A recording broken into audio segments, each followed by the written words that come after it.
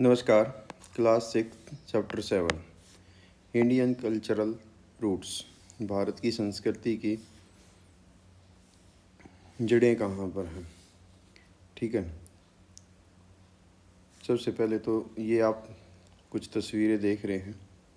एरिसी हम्पी कर्नाटका जो पहली तस्वीर है, दूसरी बुद्धा की तस्वीर है भूटान में, और तीसरी तस्वीर है महावीर बिहार में। ठीक है, तो हम अपने चैप्टर की शुरुआत करते हैं। कहता है Indian culture by any estimate it is several millenniums old. हमारी संस्कृति हजारों लाखों साल पुरानी है। Like any ancient tree it has many roots and many branches. और पुराने पेड़ की तरह इसकी अनेक जड़ें और ब्रांचेज हैं। The root nurture a common trunk and from the trunk emerge many branches which are different manifestation of Indian culture yet united by the common trunk। और एक मुख्य तने के साथ इसकी अनेक ब्रांचेज आप कह सकते हैं, यानी हमारा एक मूल भाव रहा है और उसकी हम अनेक शाखाएं हो गई हैं जैसे पेड़ पर होती हैं। Some of these branches are art, literature, science, medicine, religion, the art of governance, marital art and so on. और हमारी जो संस्कृति है इसकी जो ब्रांचेज हैं वो कला में, साहित्य में, साइंस विज्ञान में, मेडिसिन यानी चिकित्सा में, धार्मिक क्षेत्र में, गौर सरकार चलाने की कला में, और वैवाहिक जीवन में, इस प्रकार से वो अलग अलग देखने को मिलती हैं। There are so schools of thought by which we mean group of thinkers या spiritual seeker who share similar ideas about human life and the world। और हमारी सोसाइटी के अंदर ऐसे अनेक स्थान रहे हैं, ऐसे अनेक स्कूल ऑफ थॉट यानी विचार के जो भाव हैं वो हम सीख सकते हैं, जिसमें स्पिरिचुअल सीकर्स मीन्स जो some of who seek the truth of this world. This could be a sheikh, sadhu हो सकता है, संत हो सकता है, योगी, फिलोसफर, कोई भी हो सकता है, जहाँ से हम इस प्रकार के विचारों को सीखते हैं। और स्पिरिचुअल का मतलब होता है जी, ये जो शब्द है स्पिरिट या सोल से बना है, यानी ये संस्कृत आत्मा से संबंध है इसका।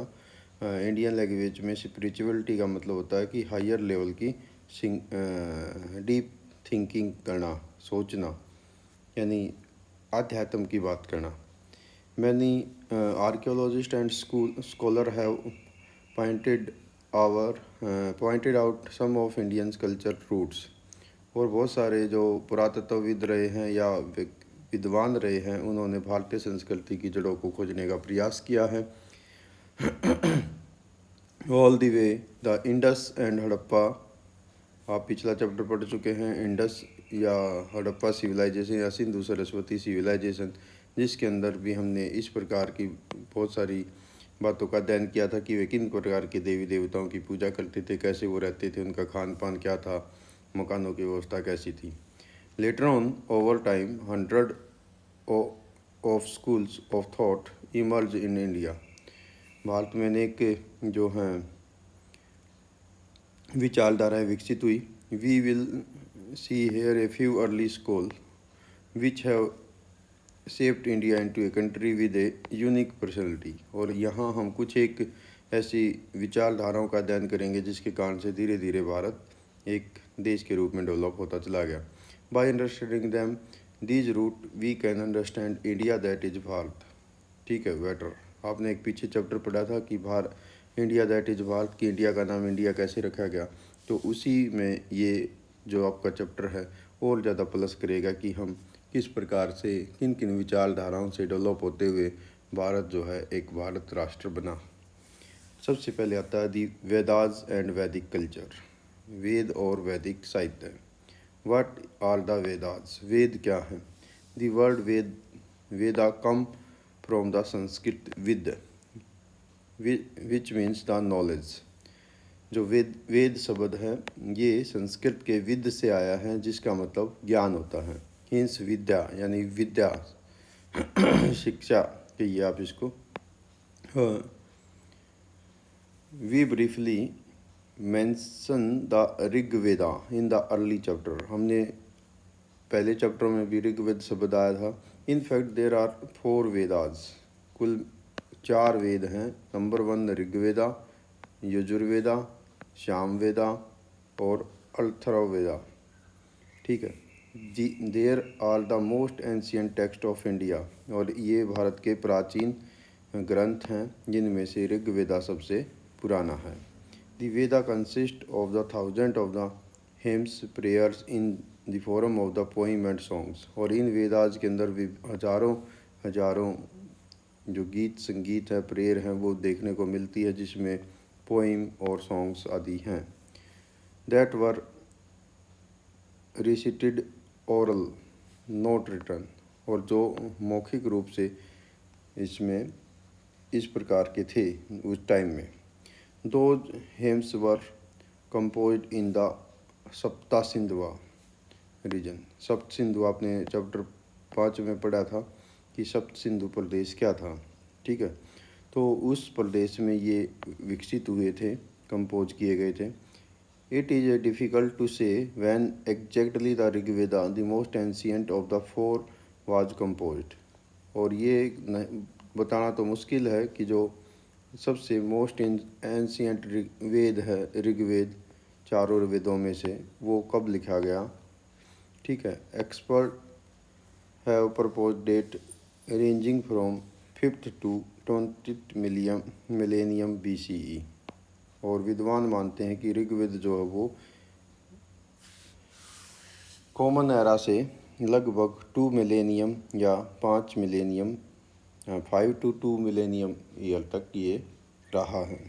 ठीक है, मिलेनियम में आपने पढ़ा था जिसमें 1000 ईयर होते हैं। ठीक है, so for anything between 100 to 200 generation, प्रत्येक 100-200 पीढ़ियों में these text have been committed to memory through rigorous training and passed on orally with hardly any alteration। ठीक है, और 100-200 पीढ़ियों में धीरे धीरे ये जो इसके अंदर ज्ञान था वो मौखिक हो गया, यानी सबको मौखिक रूप से वो एक से अगली पीढ़ी में ट्रांसफर होने लगा। This meticulous transmission over thousands of the year explain why in 2008 UNESCO recognized Vedic chantings as a masterpiece of the oral and intangible heritage of the humanity।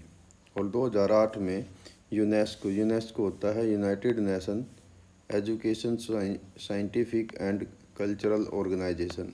इसने ये यूएनओ की एक संस्था होती है। ठीक है, उसने 2008 में इस जो ऋग्वेद के दौरान की जो मौखिक जो वैदिक जो बातचीत विचारधाराएँ हैं उसको एक हेरिटेज ऑफ द ह्यूमैनिटी कहा था, मानव की विरासत कहा था। The Vedic hymns were composed by the rishis males seers और सेक्स। जो वैदिक काल के ये विचार हैं इनको उस ज़माने के साधु संतों ने लिखा है या उन्होंने उसको आगे बढ़ाया है। भजन कहिए इनको, वैदिक काल के जो भजन हैं, हेम्स का मतलब है भजन। ठीक है, जैसे आपने देखा होगा कि अभी भी हमारे जो बड़े बुजुर्ग होते हैं, महिलाएं होती हैं, वो सुबह शाम भजन गाते हैं। ठीक है, तो ये वैदिक ऋग्वेदा से ही हमने धीरे धीरे सीखे हैं और ये आगे पीढ़ी दर पीढ़ी ट्रांसमिट होते गए हैं। तो इनको उस ज़माने के जो पुरुष साधु और संत थे उन्होंने ऋषि का फीमेल जो महिला ऋषि कहीं रही हैं, उन्होंने इनको लिखा है। और ये किस चीज़ में लिखा है, कौन सी भाषा में लिखा, वो है Sanskrit. They are address in the poetical form, और ये कविता की फॉरम में है। To many deities god and goddess, और इसमें अनेक देवी देवताओं का वर्णन है, जैसे Indradev, Agnidev, Varunadev, Mitradev, Saraswati, Usha and many more. तो इन सभी देवी देवताओं का ऋग्वेद में इसमें वेदों में वर्णन मिलता है। Together we with the seers the deities sustained rhythm या truth and the order in the human life in the cosmos. और इन सभी देवी देवताओं को जो है देवी देवताओं को सच्चाई के साथ और ब्रह्मांड के एक भाग के रूप में, यानी जो मानव जीवन है वो यूनिवर्स का हिस्सा है, उसके रूप में इसमें वर्णन किया गया। कॉस्मोस का मतलब होता है दी वर्ल्ड या यूनिवर्स। ठीक है, तो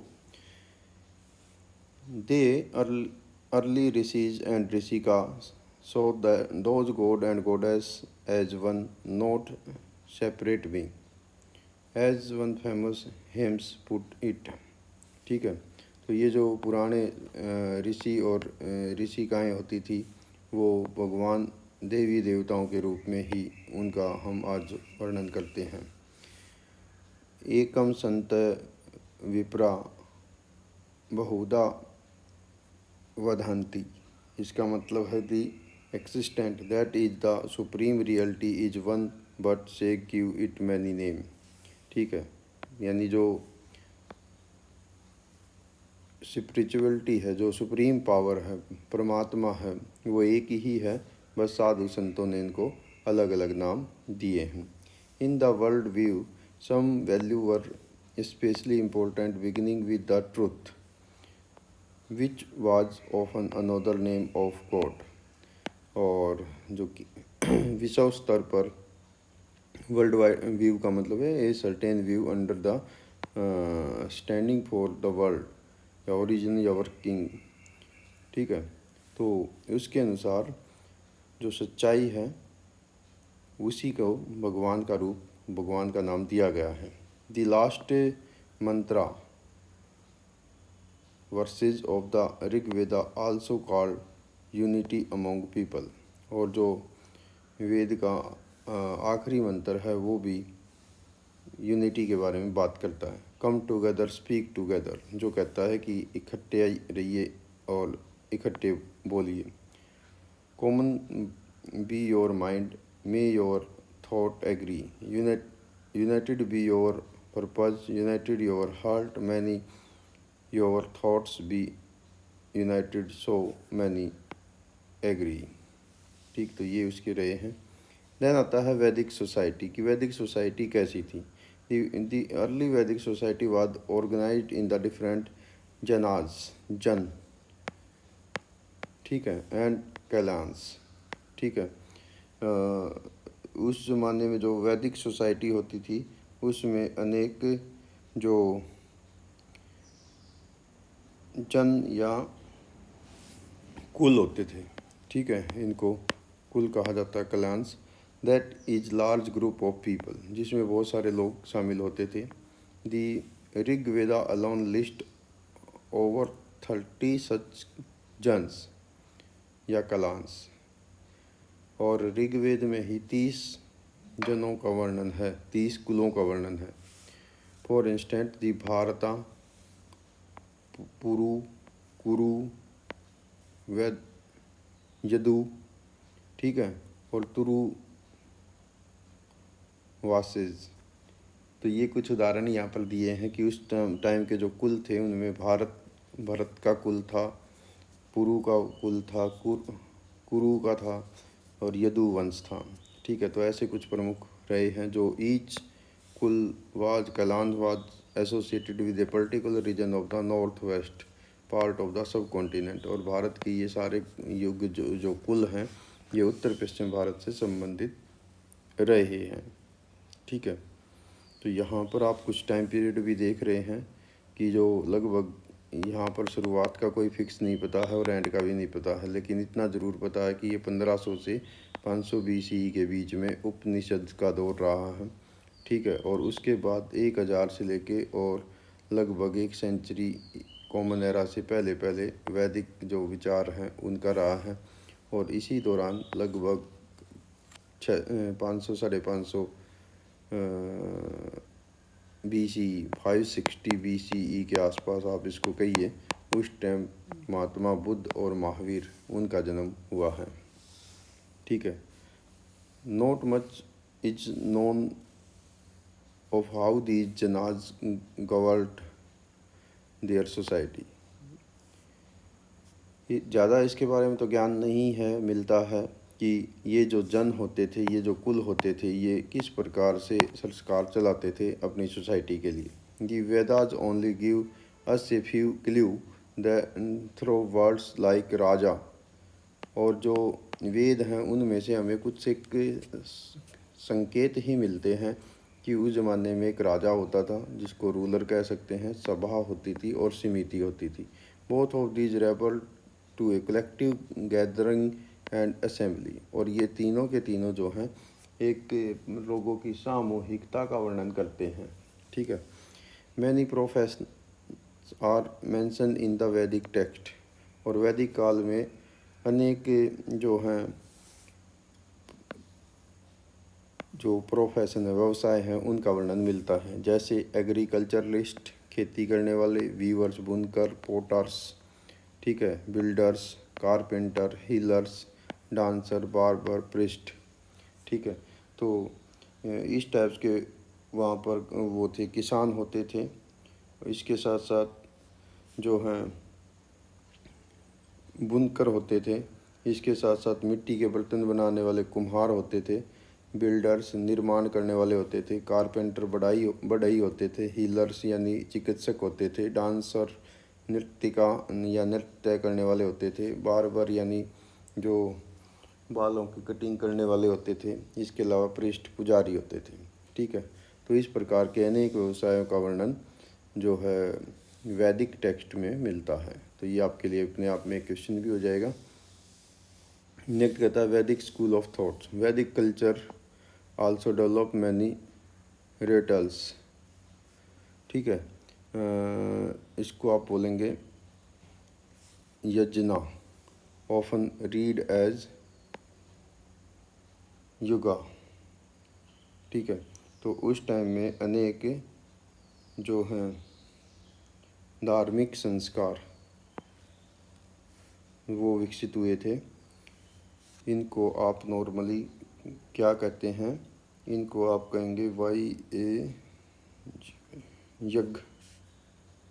यज्ञ कह सकते हैं कि उस ज़माने में अनेक यज्ञ विकसित हुए।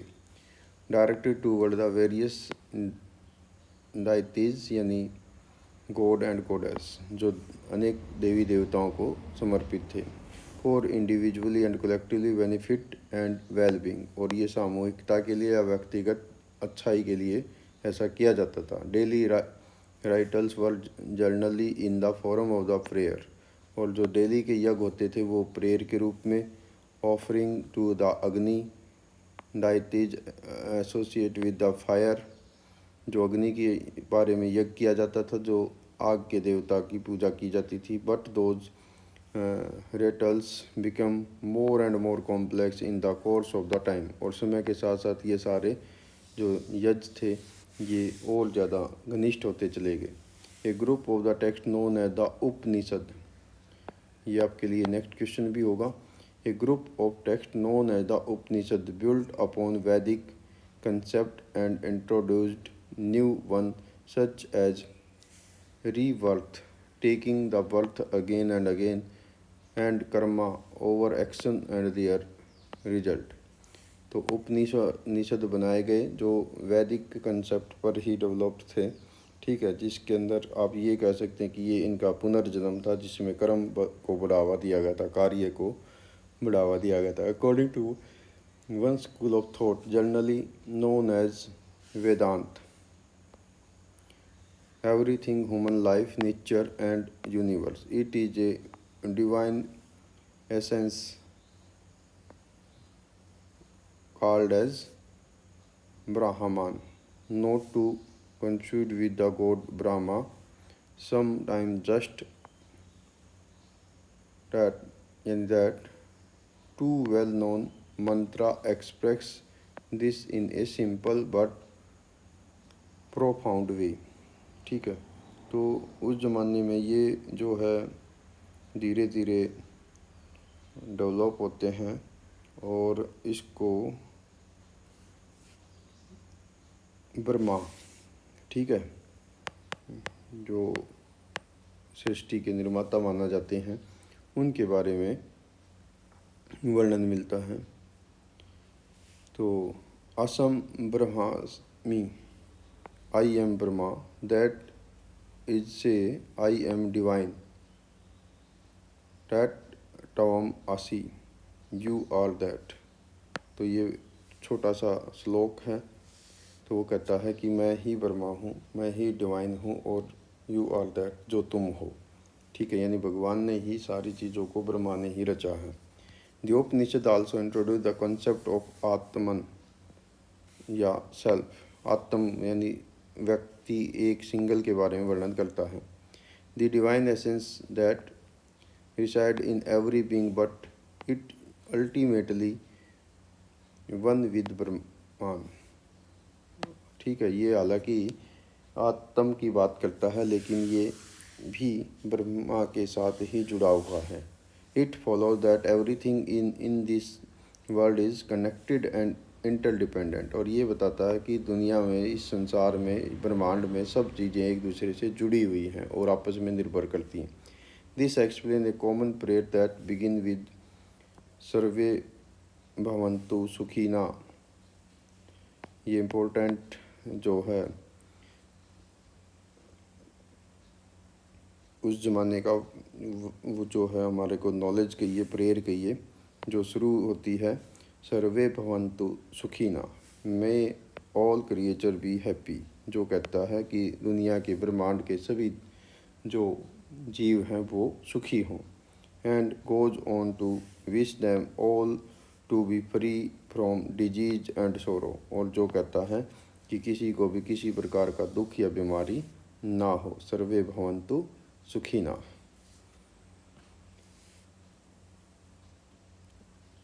Earlier in first millennium BC, several more school of the thought grew out the Vedas। और वेदों के बाद पहली शताब्दी में अनेक और विचारधाराएं विकसित हुई। One of them was yoga. उनमें से योग एक था। Developed method intended to achieve the realization of the Brahman, the consciousness, the quality of state being aware for the instant something with oneself। यानी अपने आंतरिक भाव को जानना कि अंदर से हम किस प्रकार से, हमारी कॉन्शियसनेस कैसी है। ठीक है, together these school of thoughts become the foundation of for what we call Hinduism today, जिसको आज हम हिंदुइज्म के नाम से जानते हैं। तो ये था आपका पार्ट 1, जिसमें हमने जो वेदों के बारे में अध्ययन किया है। ठीक है, तो आज के लिए इतना ही रख लेते हैं कि इसमें वेद क्या थे, किस भाषा में वो लिखे गए थे, सबसे पुराना वेद कौन सा है, टोटल वेद कितने थे। ठीक है, और ये इनका टाइम पीरियड कब से माना गया है, यूनेस्को ने इनको कब हेरिटेज ह्यूमन कहा गया है। ठीक है, और इसमें कौन से देवी देवता की पूजा होती थी। ठीक है, और इसमें जो वैदिक सोसाइटी थी उसमें जन या कुल का क्या महत्व था, और कितने कुल थे ऋग्वेद में, उनमें से कुछ फेमस कुल कौन से थे। ठीक है, इसके अलावा उपनिषद क्या थे, ये हमने इसमें पढ़ा है। राजा क्या होता था, सभा समिति क्या है। ठीक है, उस टाइम में जो कृषक, weaver, potter, builder, carpenter, healer, dancer, barber, priest, ये मुख्य कार्य होते थे। इसके अलावा फिर बाद में जो आप देखते हैं कि इनको प्रेयर के रूप में कहा गया है, अलग अलग देवी देवताओं के लिए समर्पित हैं ये। ठीक है। उपनिषद जो है वो बाद में डेवलप होते हैं, रीबर्थ उनको आप कह सकते हैं। और जो है ब्रह्मा को सृष्टि का रचयिता इसमें माना गया है, ठीक है। और बाद में एक आत्म विचारधारा भी विकसित हुई जो स्वयं के ऊपर बात करती है, लेकिन बाद में वो भी ब्रह्मा का ही रूप मानी जाती है। और इसमें इम्पोर्टेंट एक सेंटेंस हमें मिलता है, दी सर्वे भवन्तु सुखिना, many may all creature be happy, यानी सभी जो धरती के जीव हैं वो स्वस्थ रहें, उनको किसी प्रकार की बीमारी ना हो, दुख ना हो। बाद में फर्स्ट मिलेनियम BCE के आसपास योग जो है वो विकसित होते हैं। तो ये था पहला पार्ट। हम पार्ट 2 में बुद्धिज़्म का अध्ययन करेंगे और तीसरे पार्ट में हम जैनिज़्म का अध्ययन करेंगे। Thank you, have a nice day.